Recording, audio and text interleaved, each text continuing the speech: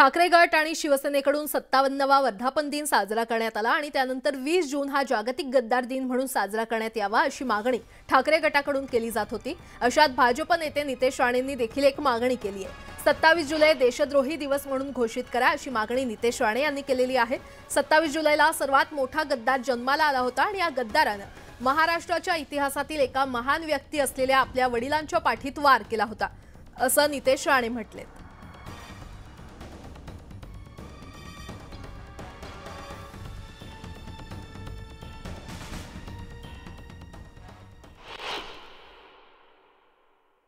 United नेशनच्या secretary जनरलना प्रधानमंत्र्यांसह आपल्या असं कळवलं आहे की 20 जून हा दिवस वर्ल्ड ट्रेटर्स डे जागतिक गद्दार दिवस म्हणून दिन म्हणून साजरा करण्याची आपण घोषणा करा असं मी त्यांना कळवलं। प्रधानमंत्री अमेरिकेत चाललेले आहेत, ते बहुधा युनोमध्ये जाणार आहेत, तर आमचं त्यांनाही आव्हान आहे। युनोमध्ये त्यांनी जसं योगा डेसाठी त्यांनी प्रयत्न केले जागतिक, तशा पद्धतीनं त्यांनी या जागतिक गद्दार दिनासाठी सुद्धा प्रयत्न करावेत।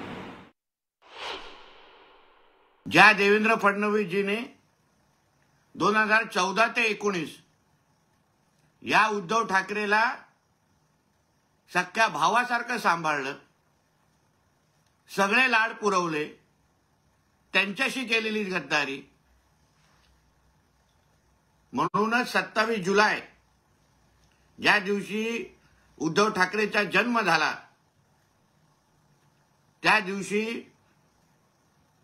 देशद्रोही दिवस म्हणून साजरा करण्यात यावा। पुढची बातमी पाहूयात। कथित पत्राचा घोटाळा प्रकरण संजय राऊत आणि प्रवीण दरेकर सध्या या प्रकरणी कोर्टामध्ये हजर झालेले आहेत आणि राऊतांच्या जामिनाला ईडीकडून विरोध करण्यात येतोय आणि त्याच पार्श्वभूमीवर संजय राऊत आणि प्रवीण राऊत हे कोर्टामध्ये हजर झालेले आहेत। कथित पत्राचा घोटाळा प्रकरणी संजय राऊत आणि प्रवीण राऊत कोर्टामध्ये हजर झालेले आहेत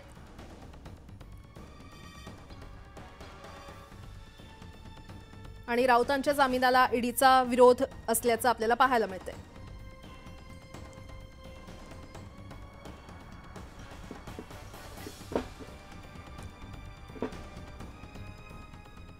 पुढची बातमी पाहणार आहोत। संदीप देशपांडे यांच्या संदर्भातली ही बातमी आहे। मनसे नेते संदीप देशपांडे हल्ल्याप्रकरणी नवी माहिती आता समोर आलेली आहे आणि या प्रकरणी अशोक खरातसह इतर आरोपींवर गुन्हा दाखल करण्यात आलाय। संदीप देशपांडे यांच्यावर हल्ला केल्याने उद्धव ठाकरेंची सहानुभूती मिळवण्यास मदत होईल असं आरोपी खरातला वाटत होतं। उद्धव ठाकरे पुन्हा सत्तेमध्ये आल्यास बक्षीस देतील या हेतूनच हल्ला केल्याचा जबाब आरोपी अशोक खरात यांनी दिलेला आहे।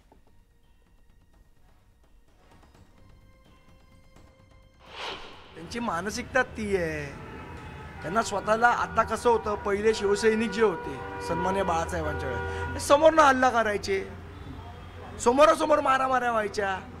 आता यांच्याकडे माणसं उरली नाहीत, कार्यकर्ते उरले नाहीत, त्यामुळे अशा गँगस्टर पकडायचे आणि त्यांना सुपाऱ्या द्यायच्या, हे त्यांचं काम आहे।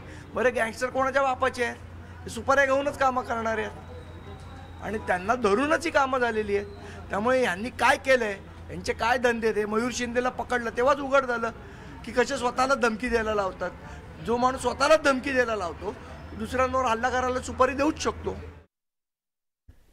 जून महिना संपत आला तर पावसानं दडी मारली